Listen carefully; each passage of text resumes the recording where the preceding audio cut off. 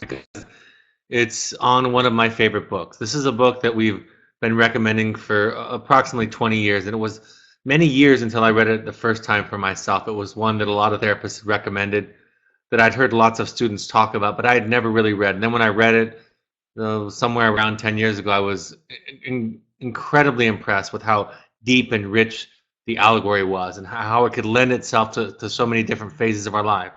And like a lot of allegories that are especially effective at meeting you where you're at, about speaking to you no matter where you are on your journey, I've found that as I've read it a handful of times over the years since the original reading, that it means more and becomes more profound to me each time. It means something a little bit different. It's something that I'm going to be doing this week, today and Thursday. I'm going to be doing 2 books in a series that really match up well together. So if you watch tonight, if you're watching this webinar, listening to this podcast, then make sure that you listen to the Letters of Juliet that'll be broadcast on Thursday. And if you're listening to that, of course, you'll have already listened to this, and I'll announce that when I talk on Thursday. So with that introduction, let me talk a little bit about the model that this book is based on, and then I'm going to take you through the story of the book and try to share my own experiences, my own how I relate, but also how I've seen it relate to other people. A lot of my work is inspired by Joseph Campbell. You know that if you've read my book, if you've, of course, seen the title, The Journey of the Heroic Parent. It's based on a model that Joseph Campbell came up with. It's called the hero's journey. And the hero's journey is what Joseph Campbell concluded as a philosopher after studying all the world's myths and religions and epic stories, and basically identified a pattern that was common to all these great myths and stories, and he called it the hero's journey. He wrote, his seminal book is called The Hero with a Thousand Faces, which later on became an inspiration for such stories as Star Wars. In fact, most storytellers, most people who write stories know about Joseph Campbell and study the hero's journey because it's an algorithm or a pattern that we find so commonly that they want to take advantage of the richness that it has to offer us. According to Joseph Campbell, myths are not a history lesson, right? It's not literal. And he talks a lot about being metaphorically impaired or gifted. And this idea that when we are open, spiritually, psychologically, we can see the differences, we can see the similarities in ourselves and in the stories that we're inspired by and the stories that we enjoy. And we can see the value of them, what lessons they have to offer us. So myth is about this idea about something that we can resonate with, something on a higher plane, something that's more common. Jung might talk about it in terms, Carl Jung might talk about it in terms of the collective unconscious, these archetypes that we can all relate to that are common to all these kinds of stories. When the meaning of a myth frightens us or makes us uncomfortable, we often interpret it literally so as to escape its meaning from our consciousness. In other words, we look at it as a literal story about somebody else instead of being able to identify that for us. And again, these applies, according to Joseph Campbell, these have application to all the world's myths and stories. Here's an image that I borrowed from a movie called Finding Joe that I highly recommend to anybody interested in more on this. Finding Joe is available on iTunes. You can rent it for, I think, $3. And it's a fantastic illustration of Joseph Campbell's work and model.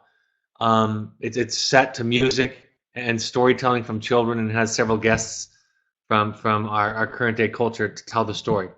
But basically, this is the pattern that we go through in life that great storytelling illustrates for us. It really brings it out for us. And that is that we are called outside of the typical, outside of the usual, outside of our normal circumstances. And sometimes we're called by being shoved into it. Sometimes it's a crisis.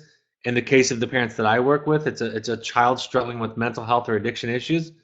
And so that invites us to look at things and to be open to things and to consider things we haven't needed to consider, that our story has not yet required us to consider. It can happen with a divorce, with an illness, being fired from a job. Any crisis can kind of shove us into this need to look at something different. In Star Wars, the original Star Wars, Luke Skywalker came home and his aunt and uncle had died. And his home was destroyed, so there was nothing to go back to. So he was forced, although he was reluctant, he was forced to go out on his journey. And a lot of times, Joseph Campbell will talk about the initial call, the hero is reluctant to answer the call. The call can be heard, if we're sensitive enough, in a whisper, right? We can hear an idea or an invitation to think about, consider a new version of ourselves, the next iteration of ourselves. And if we're quiet enough in our heart and open enough to it, we can hear it, but sometimes we need to be shoved. And then we're initiated into this, separated from our commonplace world, what we feel comfortable with, and we're initiated into this this new world, this new paradigm with new challenges and new rules. I had one parent say to me during one of our Finding You seminars that it became a very frightening experience for them at one point when some of their most basic assumptions were questioned. They questioned them and realized that they might not be true. And then with a wave, it came to them that maybe a lot of other things, maybe all the things that they believed in weren't true. And that can be very frightening for us because what we believe in keeps us feeling safe, right? We're comfortable with it. But when a new truth, and a lot of you can relate to this, there are new truths and new ideas that come into your awareness as you do the work that's asked of you as a parent in our program. So you're invited into this new world, and there are various themes that are common in these stories, in our stories. There's entering the cave, there's magical helpers along the way, people that help us. And then finally, there's a final battle with ourselves, which is often illustrated with fighting some enemy, something that we imagine is outside of us. And then in defeating that enemy, we are also given access to the treasure that this wisdom has to offer. You'll notice that in a lot of stories, the hero doesn't come back with what he or she set out to find. And they come back empty-handed, so to speak. But what they have is a transformative experience. They have wisdom in the form of a story, something to share, and they bring that back to the community to share it with others. In our program, in my experience, that's when parents become mentors. That's when students or clients have a story to share with their family or to bring back to their community and to share with others. A lot of the students, and some of them, many of them, struggled through profound struggles, right? Many parents have struggled through profound struggles and challenges and then come back with something incredibly wise.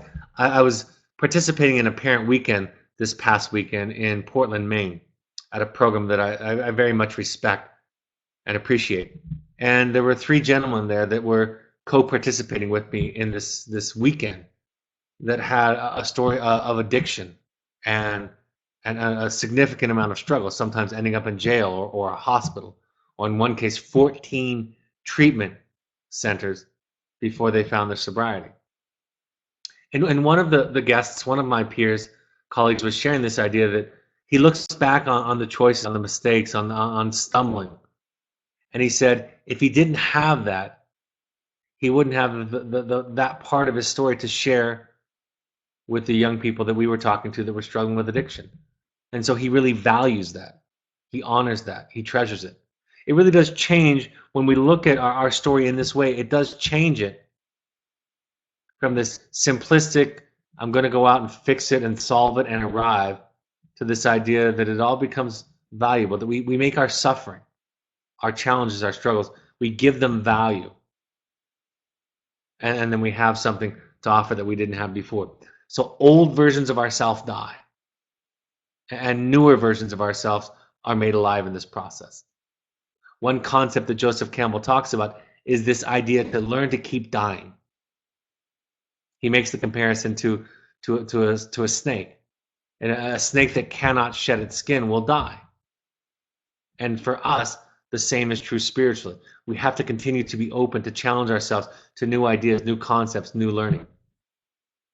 And when we do that, we can expand and transform far beyond the capacity that we enjoy today to something much greater, larger, and authentic. Campbell talks about it as a pattern or an algorithm that is predictive. And remember, for it to be your hero's journey, and I see this in common literature and writing today, people misunderstanding the heroic part of the journey. The heroic part of the journey is not that you become something grand, something popular or famous to share with the world, like a lot of the stories that we read, but that you can have a very quiet hero's journey, right? It can be in a very quiet family, in your own personal life. In this algorithm, an algorithm is a procedure or formula for solving a problem. We kind of learn the steps, and it gives us comfort. So that we're in the cave, that frightening, deep, dark place, when we're in the belly of the whale, that we have hope in that experience. From The Knight in the Knight in Rusty Armor, he fights foes that were bad, mean, and hateful. He slew dragons and rescued fair damsels in distress, the book begins. When the knight's business was slow, he had the annoying habit of rescuing damsels, even if they did not want to be rescued. Although many ladies were grateful to him, just as many were furious with him. This he accepted philosophically. After all, one can't please everybody. So eager was he, in fact, that sometimes he would ride off in several directions all at once, which was no easy feat. So we begin with this description of the knight. I think one of the common mistakes that I hear parents make in this process is they see this application to their child. And in many ways, The Knight in Rusty Armor is a fantastic story for children going into the wilderness. And the wilderness becomes, both literally in our case and also metaphorically, a journey inside oneself. Right? In all of these stories, the place that we go, the place that our story, that our invitation asks us to go, is often very intimidating and scary. For you, it might be walking into an Al-Anon meeting, or walking into a parent support group, or an Evoke workshop, or a Finding You seminar. But in all of those things, it's not the literal place that you go to that frightens you. It's when you go to that place, you're asked to look inside of yourself. One of the things that I often say when I'm talking about this heroic journey, thinking about the knight in rusty armor, and also our own journey, is no matter what the story is, the heroic journey is always inward. And all of those places that stories, that myths talk about, are just metaphors for looking into the psyche, to those places inside of ourselves that we find uncomfortable, that are frightening. The knight's family and the other characters in the early part of the story is his wife, Juliet. We're going to talk about the sequel to this book that my therapist wrote on Thursday. And then, of course, his young son, Christopher. So the knight is one of King Arthur's knights. He's similar to one of King Arthur's knights. It's not King Arthur, actually, but he's similar to those knights. He's wearing this armor. He's rescuing, he's slaying dragons. And as time went on, the knight became so enamored with his armor that he began wearing it to dinner and often to bed. His family began to forget how he looked without it. Again, what is the armor, the metaphor? It's the thing that protects us from perceived threats. And in the case of a knight, it's a literal threat of bows and arrows and then the teeth and claws of a dragon. But in this story, it's all the things that we perceive as a threat. And we like our armor. We like the way it looks. The one thing that is illustrated very well in these two stories is it's very easy to see other people's armor. I think that's a very tricky thing for us. It's much more difficult to see our own armor. It's very easy for us to see our children's armor. Our spouse's armor is very easy for us to see, but it's hard for us to see our own armor. His wife, Juliet, finally sick of him wearing his armor and the distraction and the difficulty that became in the house, threatened him and said, "Take off that armor so that I can say who you really are." She demanded this of him. He loved his wife and his son, but he also loved his armor because it showed everyone who he thought he was, a good, kind, and loving knight. Why couldn't Juliet, his wife, see all of these things? His armor kept him from feeling much of anything, and he had worn it for so long that he had forgotten how things felt without it.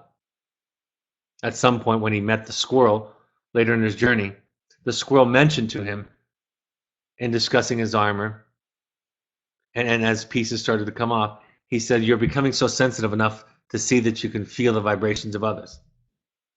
The best way for any of us to teach our children how to feel empathy for others is to teach them how to feel their feelings.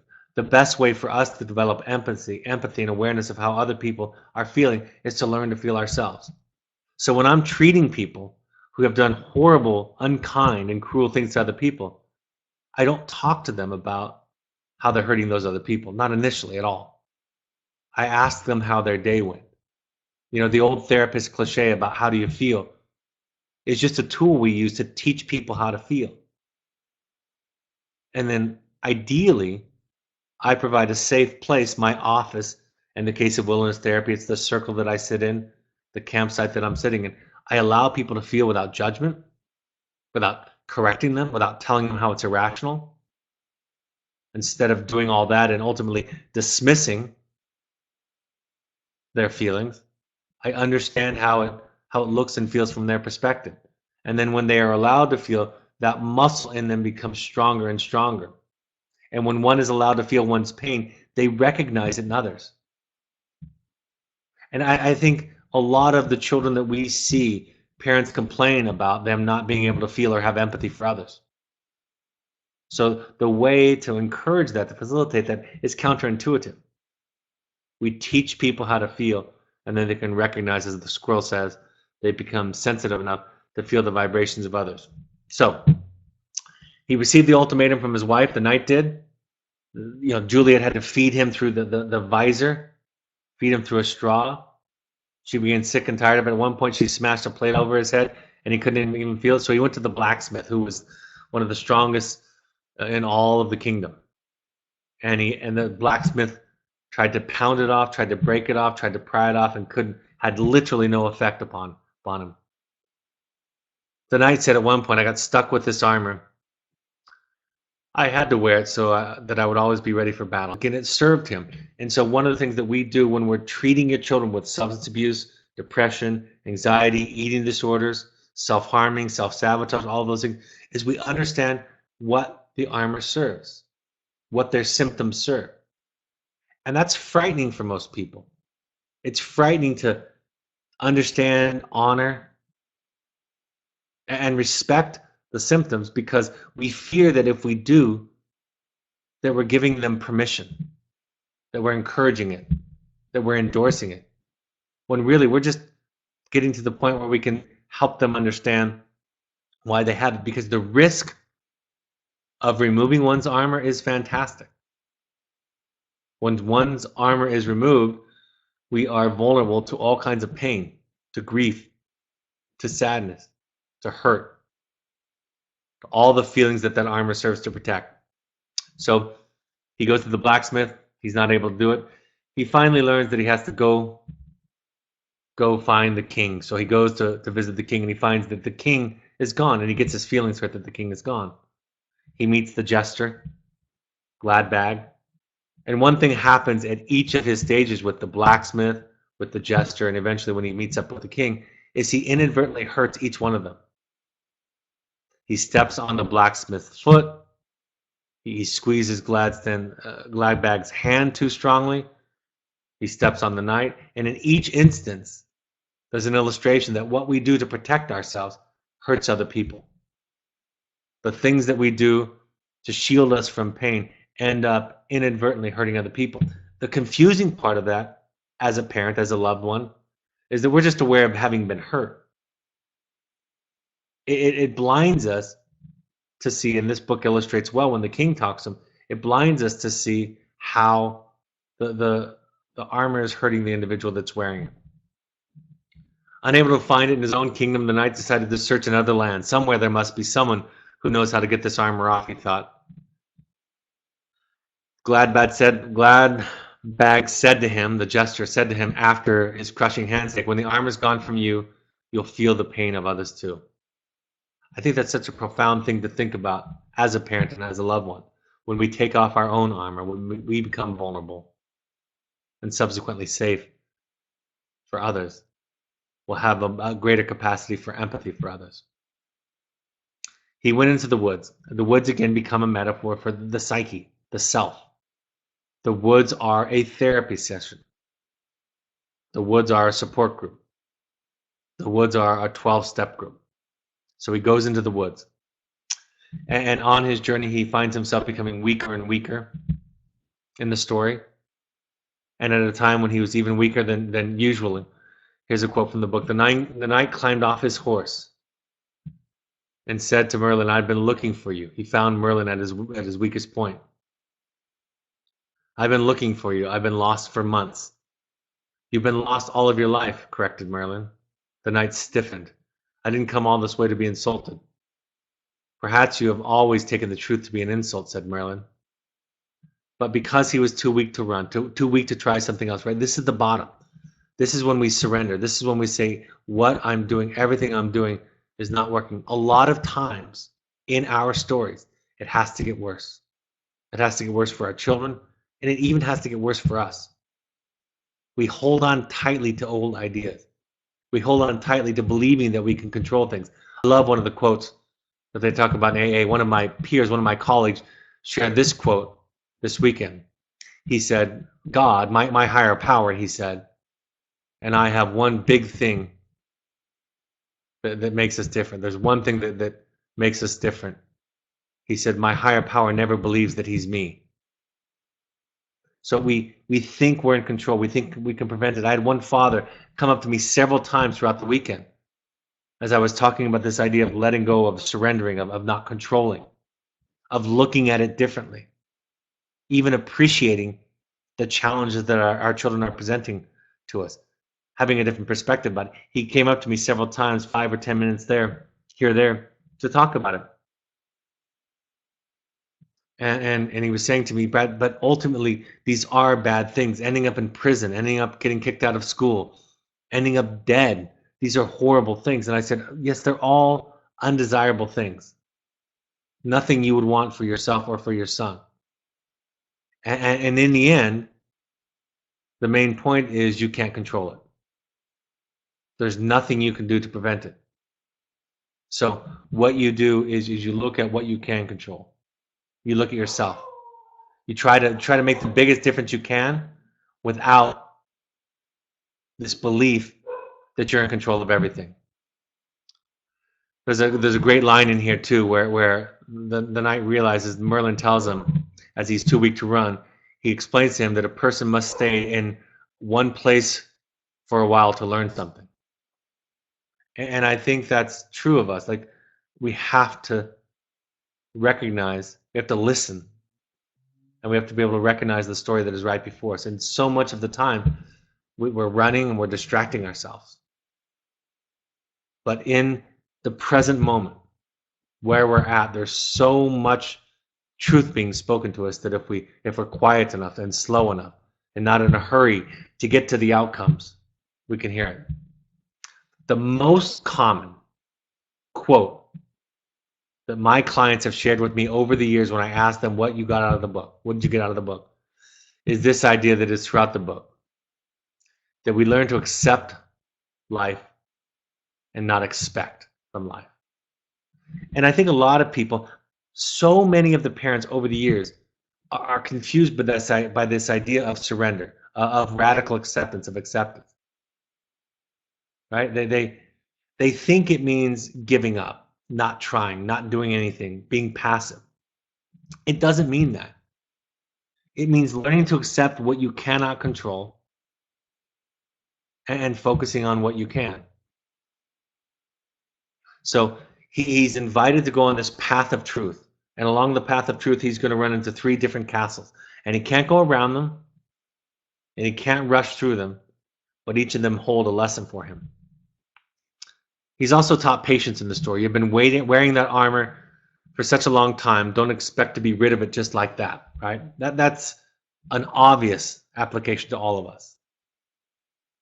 A lot of parents, because they're so good at problem solving, a lot of clients are so intelligent, so bright, that they expect the answer just to be presented to them.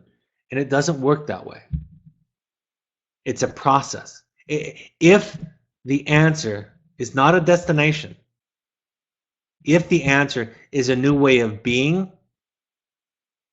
learning to be in a different way is going to take some time.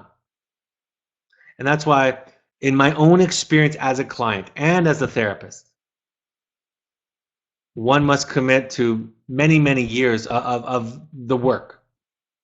That can be in therapy, it can be in recovery groups or other kinds of groups, support groups, but commit to it over several years. And to not be fooled, I think one of the most disappointing moments for me, for somebody, is when their child gets quote unquote better, when their child is out of the woods, so to speak, and gets clear of the crisis, and then a parent relaxes, assumes that mission accomplished, things are done, and then goes back to kind of status quo. But instead, receiving the invitation and following it and making it a lifelong practice. The knight didn't understand this, of course. The knight said, I don't understand. That is because you are trying to understand with your mind, your old mind, but your mind is limited. And so these initial conversations with the knight were very difficult for him to understand. How many people have told me over the years that whether it be my book or these webinars or podcasts, that the early viewing, the early reading either made no sense to them at all, they didn't know what I was talking about, or it annoyed them. Right? The very similar process to what is described in Robert Fisher's book with the initial conversation between Merlin and the knight. There's this idea in the book that he talks about that if you were really good, why did you have to prove it? Right? If you were a really good person, why did you need armor to prove it? I think that's a really powerful example. I talk about this. One of the presenters at this weekend was a Buddhist monk, and he talked about this in his way very powerfully. If we know we're okay, if we have a sense of okayness that comes from deep work, then we have compassion on everybody else. So when somebody hurts us, something harsh against us, even cruel against us, we don't have to fight it off. We don't have to repress or ignore or shove down significant hurt. It doesn't hurt us. Because in knowing that we are okay, all that we are left with is the ability to see the other person. And so as I've grown in my own work, and of course this is it's easier outside of my family, more difficult the closer you get in my family, more difficult in marriage. But I'm better at it than I used to be.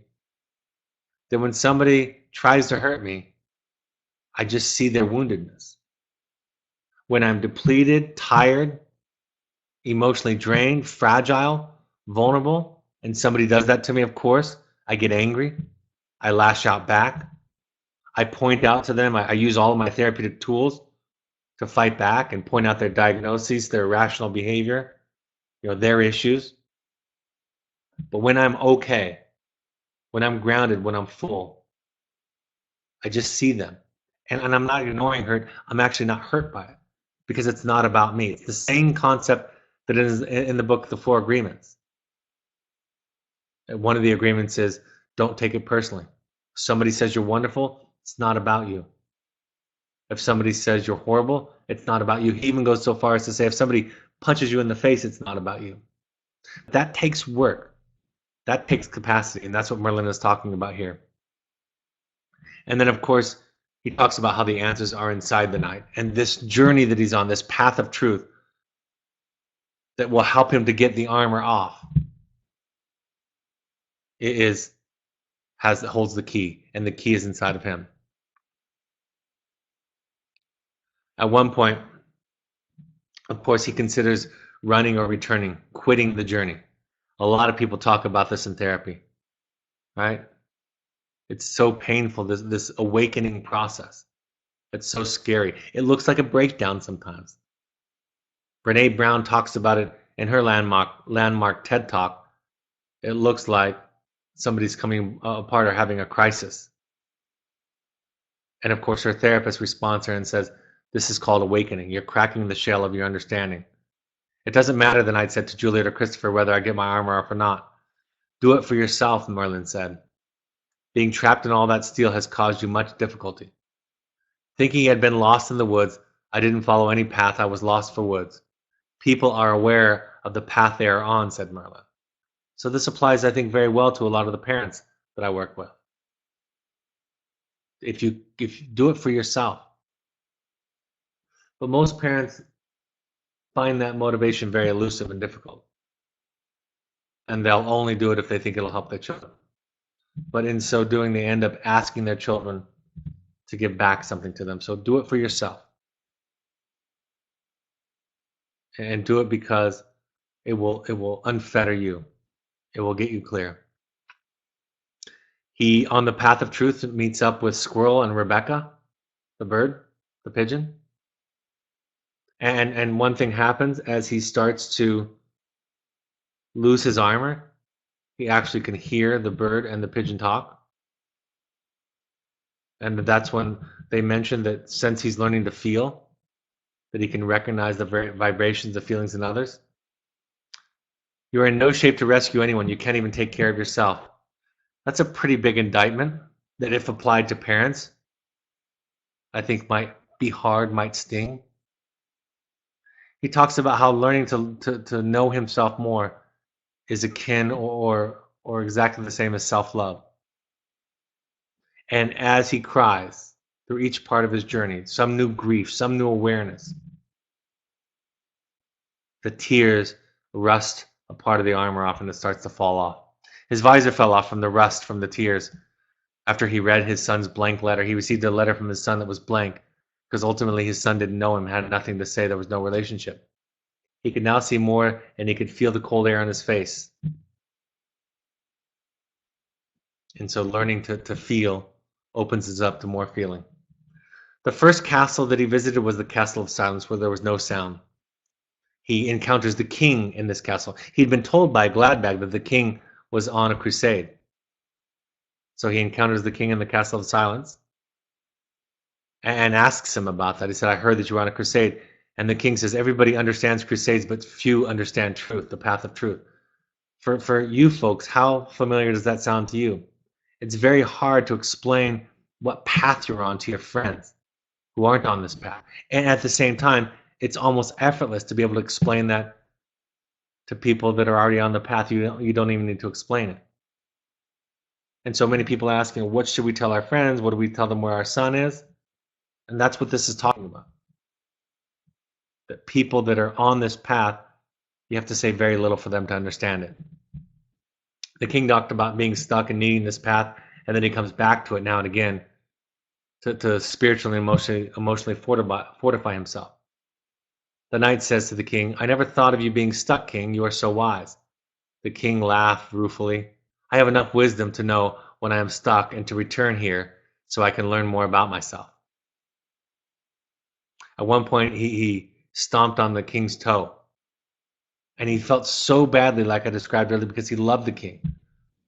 He thought the king was amazing. He nearly worshipped the king. And he thought the king would be upset with him.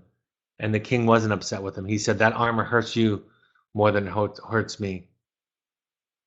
And in the Castle of Silence, he had to learn to be alone, to come into contact with himself. He had to learn to enjoy and appreciate the present moment. How many of us on this path with our children who are struggling can find peace in the present moment, joy in the present moment, wisdom, the treasure of the present moment? In the silence, he got in touch with his wife's pain. At one point, he was told that he could call Merlin back at any point. Merlin had set him out on this path of truth, and so Merlin went away. And so Merlin said, I'll come back whenever you need me. And at one point, Merlin came back and answered a question the king had not yet asked. And the king was afraid and said, can you read my mind? And Merlin said, since I know myself, I know you. Right? That's what happens when we do our own work. What Carl Jung said was, the best way to understand somebody else's darkness, think of my child's problems and darkness and troubles. The best way to understand somebody else's darkness is to come to know your own darkness. And then it's easy to understand other people, no matter how crazy or different they seem to you.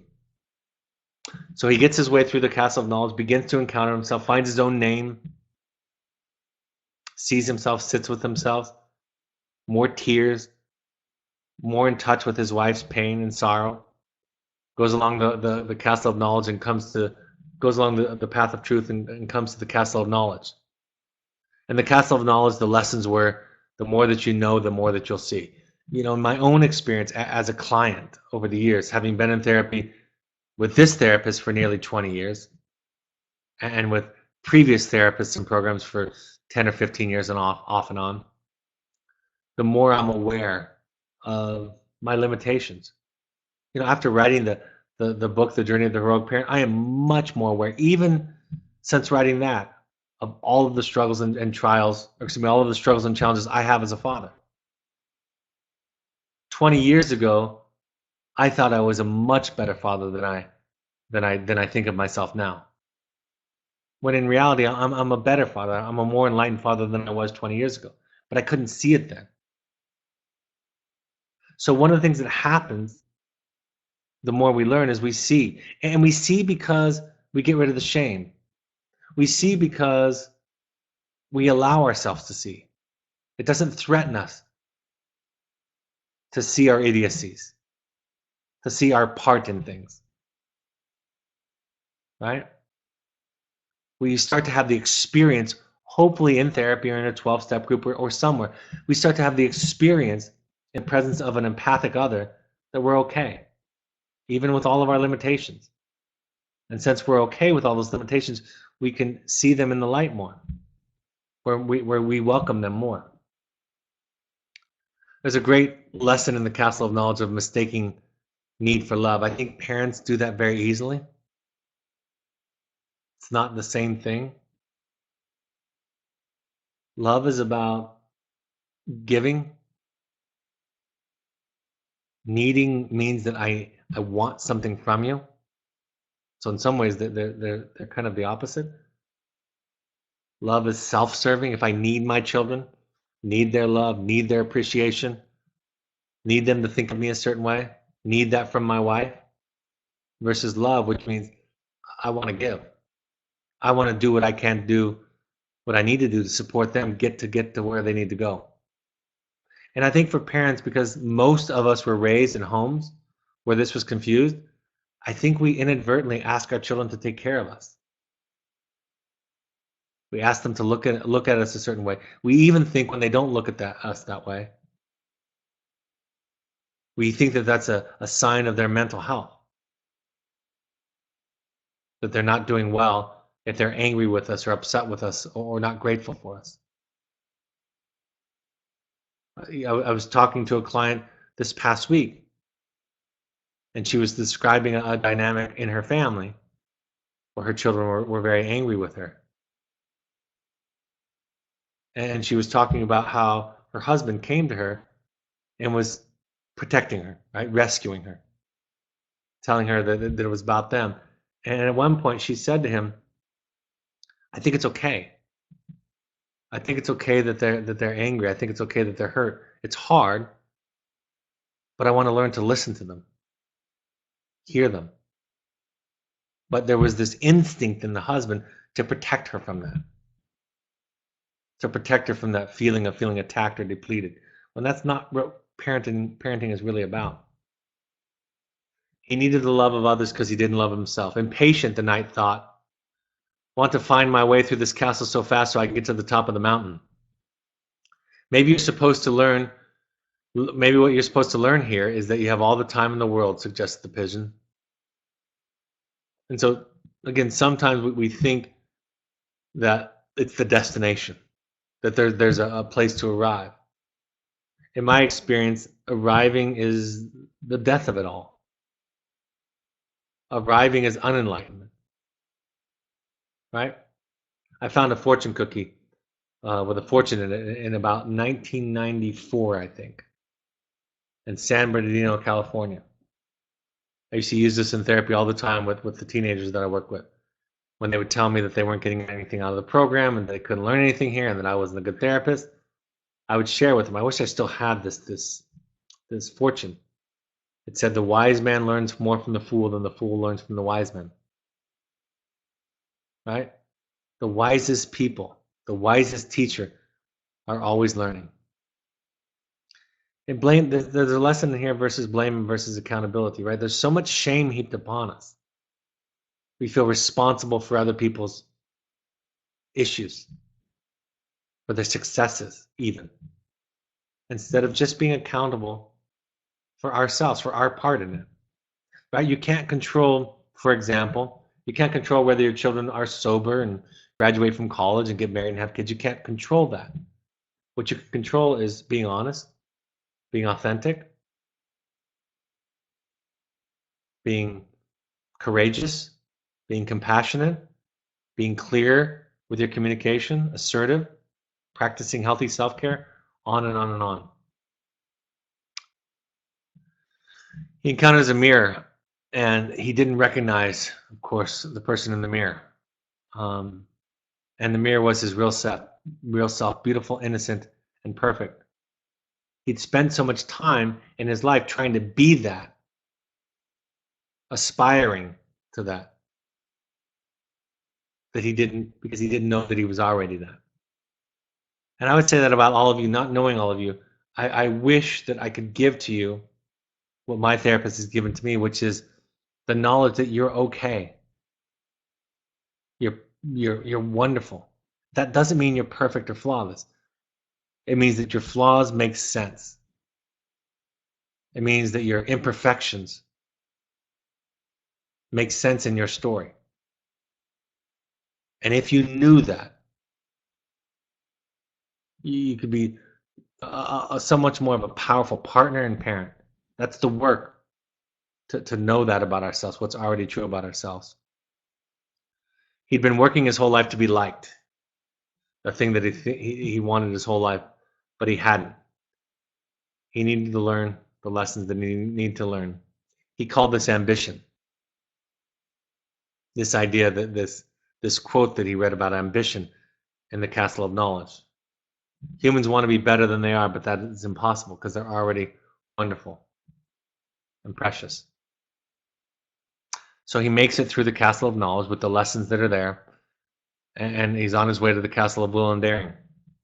And as he's approaching the Castle of Will and Daring, he comes into contact with the dragon of fear and doubt. And there's a dynamic between the dragon that when he goes toward the dragon, it gets smaller. But initially he runs away from the dragon. Then the dragon blows flames and burns his bottom. He soaks his bottom in the creek and the river. And as he's sitting there with his burned bottom, his helpers tell him that his believing in the dragon made it real. But it was his belief that it could hurt him that made it real. And so there's so much. Mark Twain says that the one thing that is certain if we face our fears is the death of that fear. Putting off things, procrastinating, avoiding things. But if we approach our dragons, if we approach those things that we think we ought not to do, and if we do, we're going to die or suffer, then they get smaller. And if we run from them, they get bigger. If you face the dragon, there's a chance it will destroy you, but if you don't face the dragon, it will surely destroy you. It will come back again and again, but you'll be stronger, and the fear and doubt will be weaker. So that's our work. We go to meetings, we go to therapy, we go to groups, we tell our story. We face it over and over again. We face the fear that we should be something that we already are. That we need to be a certain way to be loved, to be liked, to be okay. When we really are okay. And eventually he makes it past the dragon, and he gets to the summit of truth. And there he encounters a quote that says, "Though this universe I own, I possess not a thing, for I cannot know the unknown, if to the known I cling." And it's about, again, letting go. My therapist, who's in her late 70s, says most people die long before they're dead. Right? My grandfather, I say, he knew all the truth that there was to know from the best that I can gather by the time he was 30. There was no new truth for him. He'd figured it all. He had all the answers. But practicing the beginner's mind, being open, assuming that this lesson, right? In some cultures, children are the teachers. Their addictions, their depression, their anxiety, their acting out, their anger, it's here to teach you something. And it will keep teaching it to you until you don't need to learn it anymore. And that's what this whole process is about for us. What are the knowns that you have clung to in your life? The things you knew absolutely were true. And usually what happens for the parents that I work with is because they know all the answers and know all the truth because they think that's their job, they think they're capable of that, they impose that truth on their children, right? I know all of your truths. I was talking about this with the parents this weekend, that having faith in your children doesn't mean that you have faith that everything will turn out exactly the way you hope and want it. It means that you trust in a higher power in the universe in your child, that you love and give a witness to their story as it unfolds, and that it'll turn out entirely different than anything you could imagine. It's a trust, it's a letting go, it's a surrendering. At one point, he lets go on the summit of truth and he falls upward. Again, it's that idea of surrendering. Somebody asked if I could define surrender. It's not passive, but willing to accept what you can't control. Surrender is I can't control what you think of me. I can't control your choices. The problem with that is that so many of us are good at getting what we want, at manipulating others, sometimes in a positive way, as leaders, as bosses, entrepreneurs, right? Coaches. We're so good at getting people to perform, to behave the way that we want them, that we believe the illusion that we're actually in control. So you learn to let go of what you can't control. You can't control what your child does. Not ultimately. And some of them go to fantastic and great lengths to prove that to you.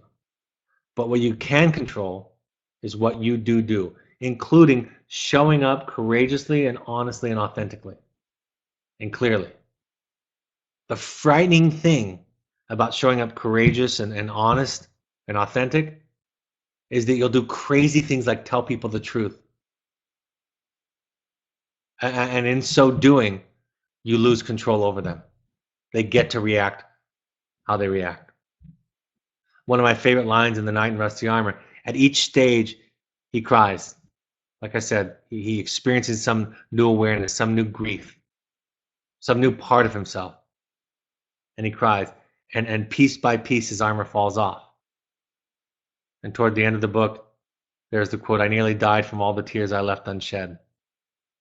The result of this journey is that we find connection to everyone and everything, to life, to everything. What are the take-home messages as I gather them from this book? It is that you are on your own quest. This webinar, this journey, although it gets framed initially as being about your child, the child that is here, it is not. It is about you.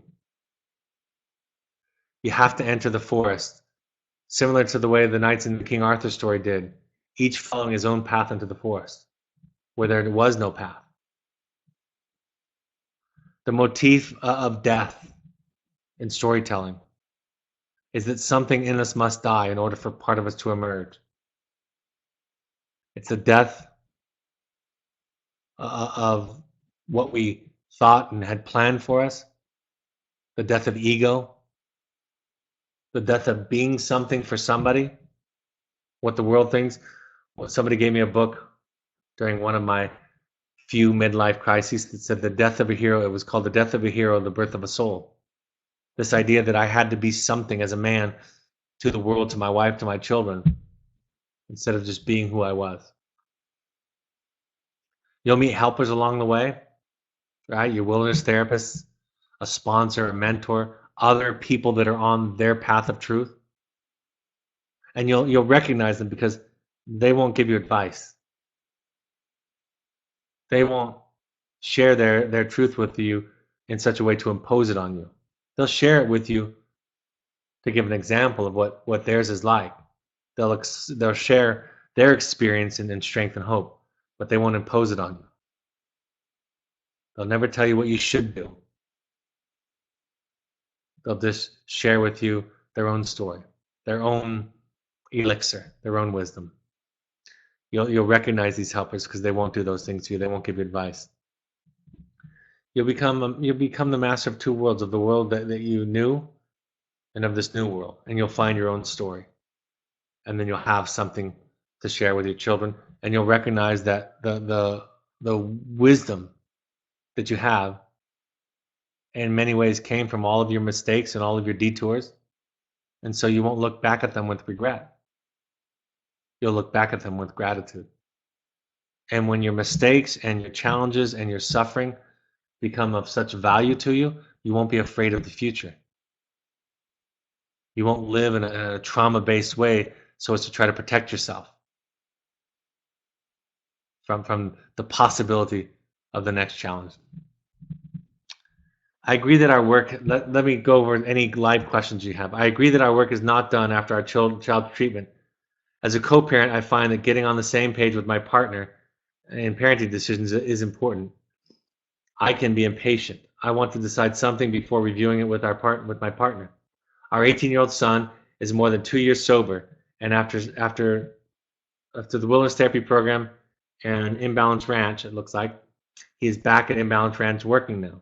I find myself wanting to relax and stop planning for limits we may need to set. He could show back up here saying that he wants to practice to be a musician and live in our house. One of my big lessons is that I hate saying no. I need to spend time with my husband and my husband figuring out what we want, so we will know how to respond when he shows back up home with a plan that isn't our plan for him. You're on the path. You're right. You need to figure out who you are, what you want, how you can participate, and why saying no is difficult for you. What does that mean to you? Where does that come from? There's a story in that, right? I have the same kind of difficulty. And so when we find that story, when we find where that came from, then we can start to become free from it. That's an important part of the journey. Next comment. Great webinar, Brad. I never get tired of hearing the story of the night. I need to hear it periodically. Got to keep growing. Thank you. What's your most important takeaway from this book?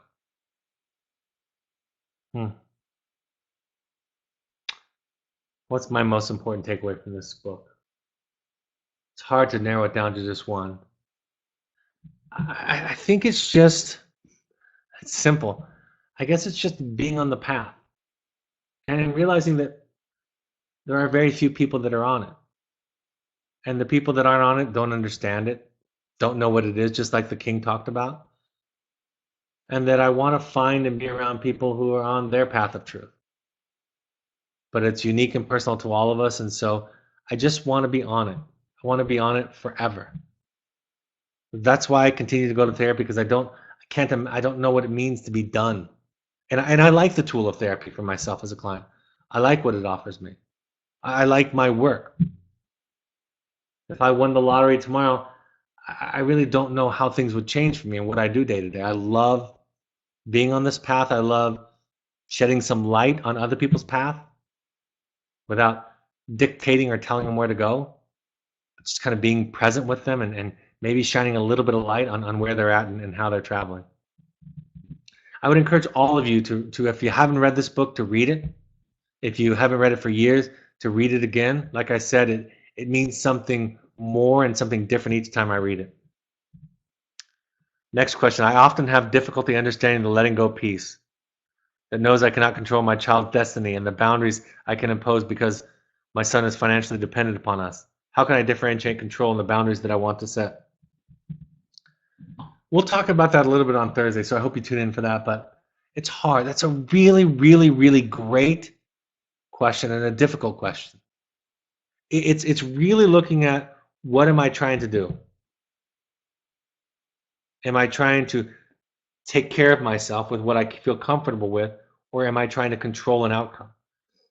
The language that I ask parents to use when setting a boundary is, this is what I need to do to take care of myself. Right? That's what boundaries are. Many people think boundaries are about trying to control, manipulate, right? Change somebody else, but they're about self-care. I have found that my boundaries have become more flexible as I become older, not because I'm afraid to say no, but because I'm more comfortable with not having to control something. I think that's a great question around money too. A lot of parents have that. But if you're trying to fix them, don't do it. That's not what a boundary is. A boundary is, this is what I feel comfortable supporting. This is what I can do and what I can't do in this situation. Then when they accuse you of being controlling, you don't have a lot of doubt about it because you're very clear that it's about I'm not comfortable supporting this experiment, this project, this way anymore. I love you. It won't come from a place of rage or anger or frustration or control. It'll come from a place of healthy self-care. Can you repeat once again the difference between love and need? Love is about giving and need is about getting. That's the simplest way to do it. But I used to think that needing my children. I think it's because I grew up with a father who really wasn't there for me. And so I wondered how he could allow me to kind of drift out of his life. I wondered that, especially after I had my young children. So I thought needing my young children, that's the way I thought that was like the highest form of love.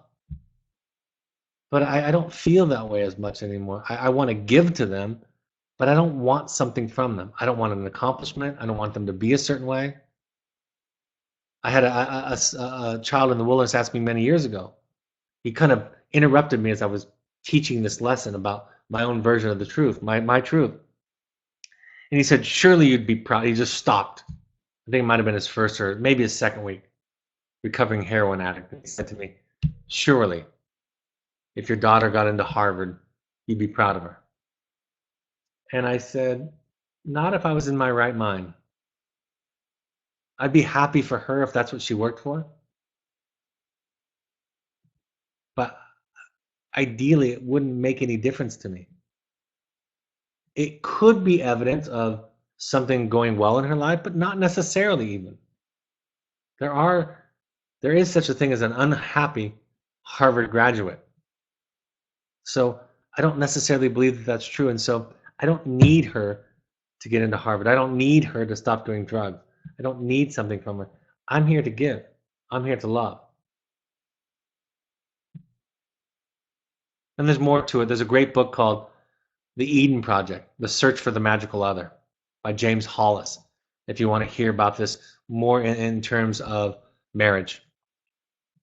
Hi, Dr. Brad. This is my absolute favorite story. Funny how I initially related to the night until I read The Letters of Juliet. I can't wait to talk about The Letters of Juliet because it's a wonderful sequel. Wonderful. Thank you. Next question. Now that my 16-year-old son is just 2 weeks home after 112 days out of Oak and 8 months at a residential treatment center, I'm witnessing my own change in our new relationship. Although I still slip and catch myself, I more see how I've changed and how I am grateful. The symbolism in this book is beautiful and so true. When I first sent my son away a year ago, I thought my work was over. I thought I would just pay a Voc and RTC and lay back on the couch until he came home a golden boy. I was completely unprepared for this heroic journey. And indeed hard it was. Yet I am so grateful. So grateful am I now. It feels great now to be able to relate with clarity and simplicity, boundaries, following through, etc. Even though I know more changes are to come, I have changed. Thank you. And I'm so happy for you. And it really is a heroic journey. It really is a fantastic and heroic journey. And the heroic journey isn't about being this great and wonderful hero. It's about doing hard things. It's about looking at yourself. Folks, most people won't do this work. Many of the parents that we work with, maybe because we kind of gently, lovingly beat them over the head with it over and over again, they eventually accept the invitation. But a lot of treatment programs, a lot of therapeutic interventions don't do it, and a lot of parents even don't respond to it. So if you've responded to it, congratulations. That means something about you. It really does mean something about you. Thank you for this webinar. I needed this tonight. After several therapeutic programs, my son is entering college next month. He is not sober. I'm holding my boundary. He cannot stay with me if he is not sober. Drugs, alcohol, tobacco. So he is with his grandparents who enable. I have been struggling, so needed this reminder. Letting go of the outcome, keeping the focus on myself. I went back to Codependence Anonymous 2 weeks ago. He told me tonight via phone he was going to take 2 years off after college. Normally, I would have freaked out. I kept hearing what you would keep saying. I let go of the outcome, focus on what I could change, which is me. Fantastic job. All right, folks, it's been a treat to revisit this. I look forward to Thursday night. Here's some upcoming events and announcements, and stay tuned for parent support groups if you're interested in parent support groups, because I have a whole list of them coming up. We want all parents to attend while their child is with us. 6 of these 12-step support groups, either Al-Anon, CODA, Families Anonymous. These are parent support groups for people who have loved ones that are struggling with addiction, but also any other self-sabotaging behaviors. You can go to their websites to find more information and meetings in your area, naranon.org and also alateen.org, which is for young people. You can also go to nami.org and find out information, resources in your area, free classes and resources in your area. All of our webinars from now on are on podcasts. You can give that to your friends, and please, I encourage the proliferation of these because we just want more good done in the world. The podcasts, you can find them on your iPhone device on the podcast app, search Evoke Therapy Programs, and on Android devices, download the SoundCloud app and search Evoke Therapy Programs. You can follow us on Twitter and Instagram. On Facebook, search Evoke Therapy Programs. The Second Nature Alumni Foundation on Facebook is an organization that helps people who can't afford treatment. We've helped several people in conjunction with them, go through treatment in a way that they can afford. You can also look on our blog on our website. My book is The Journey of the Heroic Parent. If you haven't done so yet, please go to Amazon and give me an honest review of the book. Really helpful. You can find it on Amazon.com. Right now, it's temporarily out of stock on Amazon, but we're gonna fix that as soon as possible. You can find copies of it on BarnesandNoble.com. You can also get Kindle versions of it on Amazon, and also CD or Audible versions of it are available on Amazon. Go to the Parent Alumni Foundation book page and go to find books that we recommend, our therapists recommend, and you buy those, and a percentage of the proceeds goes to the charity to help people that can't afford treatment. Here are our parent support groups. Some of these are tentative, and we're going to be rolling these out. New York City, Wednesday, September 13th. The Los Angeles area, Sunday, September 24th. The Bay Area, the next day, the 25th. We're also going to be this late summer, early fall, we're going to be going to Toronto, Nashville, and Chicago. And the week of October 10th through 13th, while the play Wilderness is there, we're going to have a parent support group that week near Washington, D.C. Email Andrea at evoketherapy.com to RSVP or for more information.